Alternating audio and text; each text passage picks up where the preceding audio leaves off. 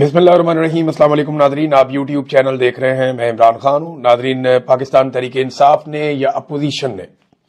اپنی ساری امیدیں اب باندھ لی ہیں 8 فروری سے۔ ڈیپینڈ کرتا ہے کہ پاکستانی 8 فروری کو باہر آتے ہیں یا نہیں آتے۔ اوورسیز پاکستانی بھی تیاری کر رہے ہیں، الگ الگ طرح کے پروگرامز کیے جا رہے ہیں 8 فروری کو لے کر، برطانیہ میں، امریکہ میں، یورپ میں، آسٹریلیا میں، دنیا بھر میں جہاں جہاں پہ پاکستانی موجود ہیں، جاپان میں، ہر جگہ پہ یہ کوشش کی جا رہی ہے کہ 8 فروری کی مناسبت سے پروگرام کیے جائیں اور پوری دنیا میں پاکستان میں ہونے والی دھاندلی اور انسانی حقوق کی پامالیاں ہیں، وہاں پہ رول آف لا نہیں ہے، پاکستان میں عدلیہ کو قید کیا گیا ہے، آئین کی دھجیاں اڑا دی گئی، بے شمار چیزیں ہیں، تو ان سب کے خلاف آواز اٹھائی جائے۔ اب 8 فروری ایک آپ سمجھ لیں ٹیسٹر ہے، یا یہ ایک وارم اپ میچ ہے، یا کوالیفائنگ راؤنڈ ہے۔ اگر پاکستان تحریک انصاف یا تحریک تحفظ آئین پاکستان یہ 8 فروری کو کامیاب ہو جاتے ہیں اور پاکستان کو بند کر دیتے ہیں ایک دن کے لیے، یا اس قسم کے مظاہرے یا اس قسم کے مناظر آ جاتے ہیں پورے پاکستان سے جن کے لیے پاکستانی انتظار کر رہے ہیں یا جو پاکستان کی اس وقت ضرورت ہے، تو پھر یہ کوالیفائی کر جائیں گے ایک بڑی تحریک کے لیے، یعنی پھر حکومت کے لیے اور اسٹیبلشمنٹ کے لیے خطرے کی گھنٹی بج جائے گی کہ انہوں نے ایک مرتبہ کر کے دکھا دیا ہے، یہ دوبارہ ضرور آئیں گے اور یہ مشکل پیدا کریں گے۔ دوبارہ یہ کب آئیں گے یہ میں آپ کو بتا دیتا ہوں، کیونکہ پھر اس کے بعد رمضان المبارک ہے، 8 فروری کے بعد 10 دن کے بعد رمضان شروع ہو جائے گا، اور چھوٹی عید کے بعد یعنی مارچ کے مہینے میں یہ رمضان کے اندر ساری ایکٹیویٹیز ہوں گی اور ساری چیزیں طے پائیں گی، اور پھر مارچ کے مہینے کے آخر میں بڑی اناؤنسمنٹ آ جائے گی کہ پورا پاکستان کب اور کیسے بند کرنا ہے۔ یہ 8 فروری کو اگر تو جو وارم اپ میچ ہے یا جسے آپ کہتے ہیں کوالیفائنگ میچ ہے، اگر وہ پاکستان تحریک انصاف جیت جاتی ہے تو پھر یہ فائنل کھیلنے کی کوشش کریں گے۔ اسٹیبلشمنٹ کی اور حکومت کی پوری کوشش ہے کہ 8 فروری کی ان کی کال ناکام ہو جائے اور اس دن یہ پاکستان کو بند نہ کر سکے، اور اگر کرے بھی تو میڈیا کو اس طریقے سے استعمال کیا جائے، پروپیگنڈا اس طریقے سے کیا جائے جس سے یہ ثابت کر سکیں کہ جناب 8 فروری کو پاکستان بند نہیں ہوا، اب وہ اپنا کھیل کھیلیں گے، اپوزیشن اپنا کھیل کھیلے گی، اور دونوں طرف پورا زور لگایا جائے گا۔ لیکن حکومت کو اگر 8 فروری کو پاکستان تحریک انصاف کامیاب ہوتی ہے تو حکومت کو اس بات کا آئیڈیا ہو جائے گا کہ اب یہ فائنل ضرور کھیلیں گے اور یہ اس معاملے کی طرف ضرور آئیں گے، کیونکہ عمران خان صاحب کا نیا جو ایک پلان ہے وہ یہ نہیں ہے کہ وہ ڈی چوک چلے جائیں گے یا وہ لاہور چلے جائیں گے یا وہ کہیں اور چلے جائیں گے، نہیں، وہ پہلے مرحلے میں پورا ملک بند کریں گے۔ ملک کے ہر کونے میں وہ نوجوانوں کو، اپنے ووٹرز کو، سپورٹرز کو کہیں گے کہ آپ سڑکیں بند کریں، گاڑیاں بند کریں، کاروبار بند کریں، ہر چیز آپ بند کر دیں۔ تو حکومت کا یہ شوق بھی پورا ہو جائے گا۔ ویسے بھی حکومت نے 3-3.5 سال سے پورا پاکستان ہی بند کیا ہوا، اب تو 4 سال ہونے والے، بیڑا غرق کر دیا انہوں نے پاکستان کی معیشت سے لے کر ہر چیز کا۔ تو 8 فروری کو پتا چلے گا، اگر 8 فروری کو یہ ناکام ہو جاتے ہیں، کامیاب نہیں ہوتے فرض کریں، تو پھر ان کو دوبارہ کامیابی کے لیے زور لگانا پڑے گا، لمبی کوشش کرنی پڑے گی۔ تو 8 فروری ایک ایسا پہلا پڑاؤ ہے جو انہیں ہر حال میں پار کرنا پڑے گا۔ اگر یہاں سے کامیابی ہوتی ہے تو پھر فائنل قریب ہے، اور اگر یہاں سے کامیابی نہیں ہوتی تو پھر فائنل دور ہے، انہیں دوبارہ سے پورا میچ کھیلنا پڑے گا۔ پاکستان تحریک انصاف نے پارلیمانی پارٹی کا اجلاس بلایا KPK ہاؤس میں اسلام آباد میں، اور وہاں یہ طے کرنے جا رہے ہیں کہ کس طریقے سے 8 فروری کو کامیاب بنایا جائے، اور عمران خان صاحب کی جیل کے اندر جو قید تنہائی ہے وہ ایک بڑا سیریس ایشو ہے جس کو ڈسکس کیا جائے گا۔ اچک زئی صاحب کا اپوزیشن لیڈر بن جانا یہ ایک طرح کی کامیابی ہے، اور اس میں دعوے کیے جا رہے ہیں کہ نواز شریف صاحب نے رول پلے کیا ہے۔ نواز شریف کا لینا دینا ہی کوئی نہیں، لیکن عمران خان کے پاس حکومت بنانے کی طاقت تھی، عمران خان سے حکومت چھین لی گئی، پھر عمران خان کے پاس جو ہے وہ اپوزیشن لیڈر بنانے کی طاقت تھی، تو انہوں نے اپنا اپوزیشن لیڈر ایک پہلے نامزد کیا، اس کو نائل کر دیا گیا، تو انہوں نے دوسرا کر دیا۔ اب اس میں نواز شریف کا نہ لینا نہ دینا، لیکن کیونکہ یہ آئینی کام، قانونی کام بھی روک کر بیٹھے ہوئے ہیں، تو کیونکہ 4-5-6 مہینے گزارنے کے بعد، یعنی عمران خان صاحب نے تو اگست میں کہا تھا اور یہ نوٹیفیکیشن جا کے جنوری میں ہو رہا ہے، تو اتنے مہینے لگانے کے بعد یہ نہیں بتا رہے کہ اتنے مہینوں کے لیے ذمہ دار کون ہے۔ وہ یہ کہہ رہے ہیں نواز شریف کی بڑی مہربانی، بھئی نواز شریف نے ووٹ ڈالا ہے یا نواز شریف نے نامزد کیا ہے یعنی ان چیزوں کا احسان آپ کیسے چڑھا. مثال کے طور پہ ایک آدمی کی کوئی اپنی چیز ہے, وہ اپنی چیز لیتا ہے کسی دوسرے آدمی سے, اور وہ آدمی سے کہتا ہے کہ جناب میرا تیرے پہ احسان ہے کہ میں نے تیری چیز تجھے دے دی ہے. یہ کیسا احسان ہے؟ یہ تو بدماشی ہے, یہ تو گنڈا گردی ہے کہ بھئی ایک چیز کا مالک ہی نہیں ہے نواز شریف, وہ کیسے دے سکتا ہے دوسرے آدمی کو وہ چیز جو اس کا مالک ہے. یعنی مالک تو عمران خان ہے, اس نے اچکزئی کو دیا, تو نواز شریف بیچ میں نہ 3 میں نہ 13 میں, دیکھو میں تم سے چھین سکتا تھا, میرے پاس طاقت تھی, فوج میرے ساتھ کھڑی ہوئی ہے, آرمی چیف میرے گھر کے اندر ہے, اور ساری چیزیں میں نے کنٹرول کی ہوئی ہیں, دیکھو میں نے میرا شکریہ ادا کرو, میں نے دے دیا تمہیں. یہ تو گھٹیا پن کی انتہا ہے. اور وہ میڈیا کو کہہ کر یہ خبر چلوا رہے ہیں کہ جناب اب یہ خبر چلائیں کہ نواز شریف نے اچکزئی کو اپوزیشن لیڈر کا عہدہ دیا, حالانکہ نواز شریف نہ 3 میں نہ 13 میں. ناظرین, ایک اور خبر ہے میرے پاس, وہ یہ ہے کہ پاکستان غذائی قلت کا شکار لگاتار تیزی سے ہو رہا ہے. اور یہ غذائی قلت اس لیے نہیں ہے کہ پاکستان کے پاس کھانے کے لیے کچھ نہیں ہے, یہ وجہ نہیں ہے. کھانے کے لیے ہے ہمارے پاس, لیکن وہ بہت مہنگا ہو گیا, غریب آدمی کی پہنچ سے باہر جا رہا ہے. غربت کی وجہ سے اور مہنگائی کی وجہ سے عام آدمی جو ہے ان کی ایک بڑی تعداد غذائی قلت کا شکار ہو رہی ہے. اس وقت جو لیٹسٹ اعداد و شمار ہے ان کے مطابق چاروں صوبوں میں غذائی قلت بڑھتی جا رہی ہے. بلوچستان کے لوگ ہمارے شاندار لوگ ہیں, وہاں پہ 30% سے زیادہ لوگ جو ہیں وہ غذائی قلت کا شکار ہیں, انہیں پورا کھانا نہیں مل رہا. یہ تو ایک تو آدھے پاکستانی غربت کی لکیر سے نیچے چلے گئے, لیکن پھر بھی انہیں روٹی مل جاتی ہے. لیکن یہاں پہ وہ لوگ ہیں جو روٹی کھانے کو بھی ترس رہے ہیں. بلوچستان میں 30%, سندھ میں 29% سے زیادہ ہے, پنجاب میں 22.5% ہے, اور خیبر پختونخوا میں 21.5% ہے. یہ جناب جو انفلیشن ہے اور بڑھتی ہوئی مہنگائی, اس کو آپ کہتے ہیں. ایک تو بڑھتی ہوئی مہنگائی اور لوگوں میں جو غربت بڑھتی جا رہی ہے, اس کی وجہ سے لوگ غذائی قلت کا شکار ہو رہے ہیں. عمران خان صاحب نے بہت پہلے یہ ایشو اٹھایا تھا جب یہ تعداد بہت تھوڑی ہوتی تھی, اور وہ یہ کہتے تھے کہ ہمارے جو بچے ہیں ان کی گروتھ رک جاتی ہے جب انہیں پراپر خوراک نہیں ملتی, جب انہیں دودھ نہیں ملتا, انہیں وائٹامنز نہیں ملتے, انہیں پھل نہیں ملتا, انہیں اچھی روٹی نہیں ملتی, تو تب ہمارے بچوں کی جو گروتھ ہے وہ رک جاتی ہے, ان کی جسمانی گروتھ کم ہوتی ہے. آپ دیکھیں دنیا میں کئی ممالک تھے, یعنی چائنا کے بارے میں لوگ کہتے تھے بہت چھوٹے چھوٹے فارغ ہیں, آج وہ آپ سے تیز بھاگتے, آج وہ آپ سے زیادہ وزن اٹھاتے, آج وہ آپ سے اچھی کشتی لڑ دیتے ہیں. یعنی بھاگ وہ تیز لیتے ہیں, وزن وہ زیادہ اٹھا لیتے ہیں, قوت ان کے پاس زیادہ ہے, پھرتی ان کے پاس زیادہ ہے. یعنی مجھے حیرت ہوتی ہے کہ یہ جرنلسٹ ہیں یہ کیسی باتیں کر رہے ہیں. یعنی عمران خان کو کہہ رہے ہیں کہ آپ معافی مانگیں, اور آپ کو معافی مانگنی چاہیے, ان کو یہ مشورے بھی دے رہے ہیں کہ قوم جو ہے نا وہ ایک اور ذوالفقار علی بھٹو کی متحمل نہیں ہو سکتی. سہیل وڑائچ کہتے ہیں کہ قیدی جی جان ہے تو جہان ہے,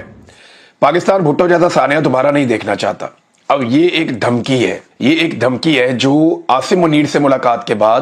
سہیل وڑائچ کے ذریعے سے لگائی گئی ہے. اس سے پہلے بھی کچھ ٹاؤٹس استعمال کیے جاتے رہے ملٹری اسٹیبلشمنٹ کی جانب سے جو دھمکیاں لگانے کا کام کرتے تھے. اب انہوں نے ایک بہتر ٹاؤٹ ہائر کیا ہے جس کے ذریعے وہ دھمکی لگوا رہے ہیں. عمران خان خود کہہ چکے ہیں اور بار بار کہہ چکے ہیں وہ جیل میں مرنے کو ترجیح دیں گے کسی بھی ڈیل پر. میں عاصم منیر کے سامنے نہیں جھکوں گا, میں اس شخص کے سامنے سر نہیں جھکاؤں گا, یہ عمران خان صاحب بار بار کہہ چکے ہیں. اب سہیل وڑائچ صاحب انہیں دھمکی لگا رہے ہیں کہ بھٹو والا حال کر دیں گے, یعنی آپ کو قتل کر دیں گے. اگر آپ نے جان بچانی ہے تو جان ہے تو جہان ہے. اور انہوں نے کہا کہ ہم سانحہ دوبارہ نہیں دیکھنا چاہتے, نہ ہی آپ کے کروڑوں حامیوں کو مایوسی بے بسی میں دھکیلنا چاہتے ہیں. معافی تلافی سے کام ممکن ہے تو یہ فوراً کر کے جیل سے باہر نکلنا ہی عملیت پسندی ہے. ڈیئر قیدی جی, آپ بار بار کہا کرتے تھے یو ٹرن اچھے ہوتے ہیں, ایک یو ٹرن ملکی استحکام کے لیے بھی لے لیں, اگلے الیکشن تک چپ کا روزہ رکھ لیں. لیکن عمران خان نے یو ٹرن لیا آئی ایم ایف کے پاس جانے کے معاملے میں, ایک دو اور معاملات میں بھی لیے.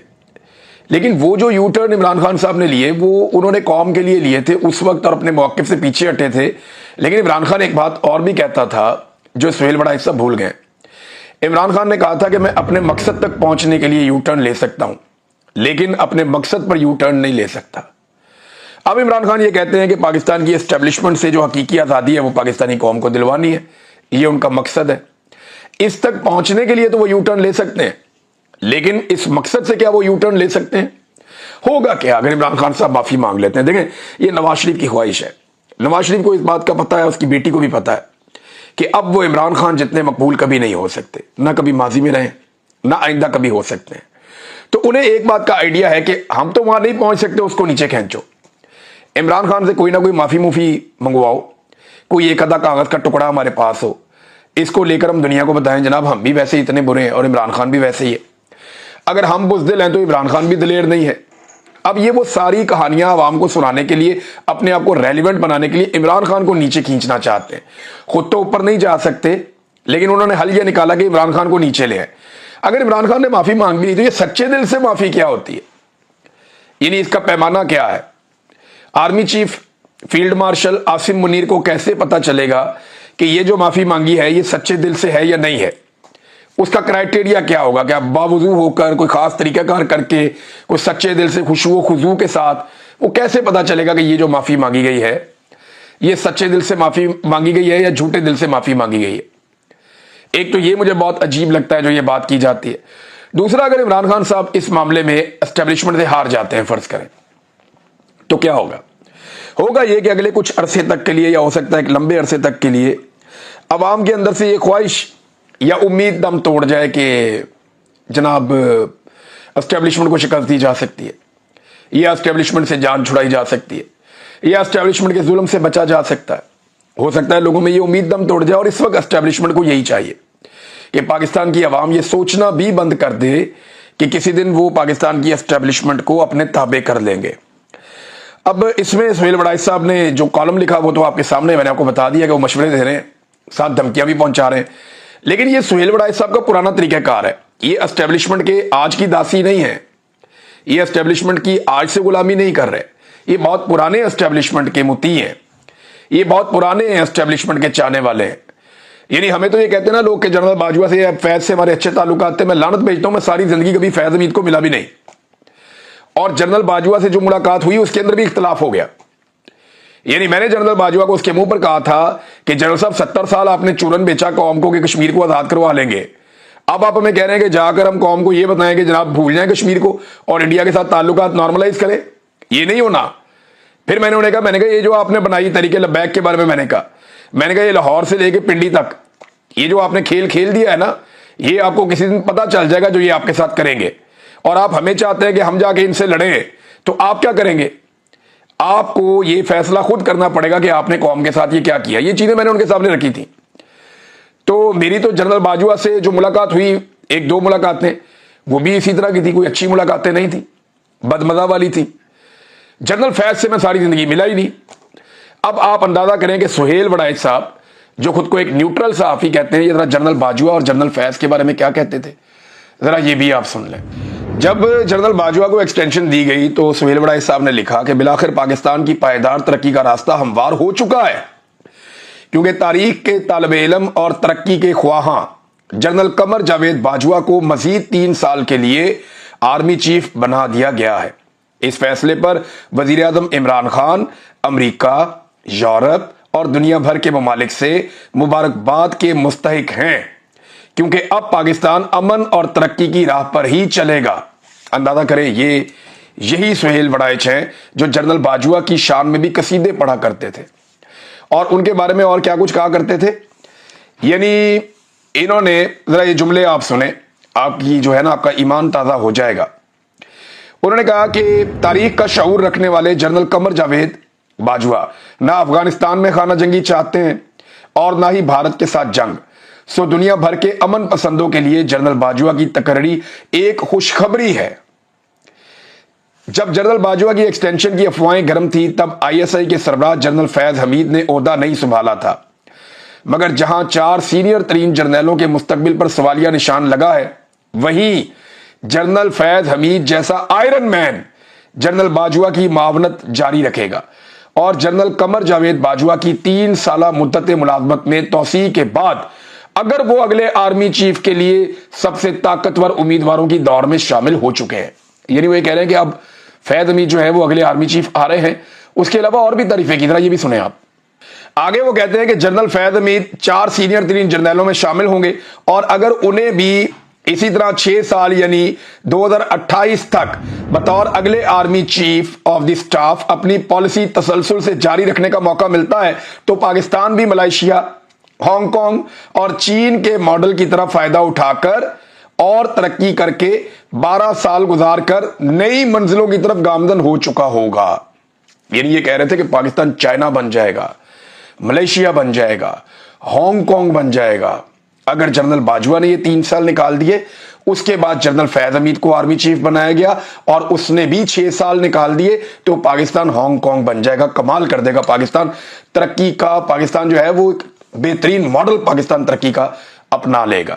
یہ جو کل کہانی سنا رہے تھے جنرل عاصم منیر صاحب کی کہ ان کے پاس 10 سالہ منصوبہ ہے، 5 سالہ منصوبہ ہے، اب یہ کہہ رہے تھے کہ جنرل ایوب نے پائیدار ترقی، معاشی تسلسل اور سیاسی استحکام کا 10 سالہ ماڈل بنایا اور پھر اسے چلایا، ڈیم بنائے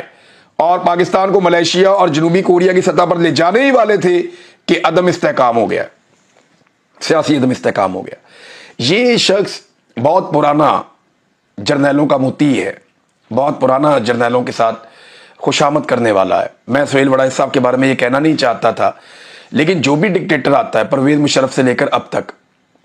سہیل وڑائچ صاحب نے دبا کے ان کی تعریفیں کی اور ان کی گیم اٹھائی ہے اور ان کے قصیدے پڑھے اور پھر وقت آنے پہ یہ انقلابی بھی بن جاتے ہیں، کالم میں 2 لائنیں شامل کر کے یہ انقلاب کے اندر اپنا نام بھی لکھوا لیتے ہیں۔ اس آدمی نے سب سے زیادہ پوری دنیا کا ٹریول کیا ہے اپنے صحافی ہونے کا فائدہ اٹھا کر، بہت ٹریول کیا ہے دنیا کا، موجہ ہی موجہ، کبھی ایک چھوٹی سی قربانی بھی انہوں نے نہیں دی، کبھی بھی، جمہوریت کی خاطر ہو جائے، صحافت کی خاطر ہو جائے، انسانیت کی خاطر ہو جائے، تو انہوں نے اپنی موج مستی میں زندگی گزاری ہے اور انہیں یہ لگتا ہے کہ موج مستی ہی زندگی ہے۔ یعنی عمران خان جو قربانی دے رہا ہے انہیں لگتا ہے کہ تو بیوقوفی ہے۔ ہر وہ آدمی جو سہیل وڑائچ جیسی زندگی گزارے گا، ہر اس آدمی کو عمران خان جیسی زندگی گزارنے والا آدمی بیوقوف اور پاگل ہی لگے گا۔ وہ یہ کہے گا کہ یار قربانی دینے کی کیا ضرورت ہے، لائف انجوائے کرو، جاؤ ورلڈ ٹور کرو، فلاں جگہ پہ جاؤ، لوگ ٹکٹ دیں گے، آپ یہاں جاؤ، آپ وہاں جاؤ، آپ یہ انجوائے کرو، تو موجیں کرو آپ دنیا بھر کی، اور کیا ضرورت ہے قربانی دینے کی، کیا ضرورت ہے مار کھانے کی، کیا ضرورت ہے ٹکر لینے کی۔ لیکن یہ لوگ تاریخ میں اپنا نام نہیں لکھ پاتے۔ آج سہیل وڑائچ صاحب کو لوگ اس لیے جانتے ہیں کہ وہ عمران خان کا تذکرہ کر رہے ہیں۔ سہیل وڑائچ لکھ دے کچھ اور کالم، کوئی پوچھے گا بھی نہیں، کوئی بات بھی نہیں کرے گا، تو ان کو اپنے آپ کو ریلیونٹ رکھنے کے لیے بھی انہی لوگوں کا نام استعمال کرنا پڑتا ہے جن لوگوں کو یہ اپنے سے بیوقوف سمجھتے ہیں۔ عمران خان تاریخ لکھ رہا ہے اور سہیل وڑائچ صاحب صرف عمران خان کا نام استعمال کر کے کالم لکھ رہے ہیں۔ جو سوالات آرمی چیف سے پوچھنے چاہیے تھے وہ تو پوچھے نہیں۔ پوچھنا چاہیے تھا کہ آپ نے 2024 کے انتخابات میں دھاندلی کیوں کروائی، پوچھنا چاہیے تھا کہ آپ نے جعلی فارم 47 جاری کیوں کروائے، پوچھنا چاہیے تھا کہ آپ نے پاکستان تحریک انصاف کا انتخابی نشان کیوں چھینا، پوچھنا چاہیے تھا کہ تحریک انصاف کے لوگوں کو، شاعروں کو، صحافیوں کو، باقی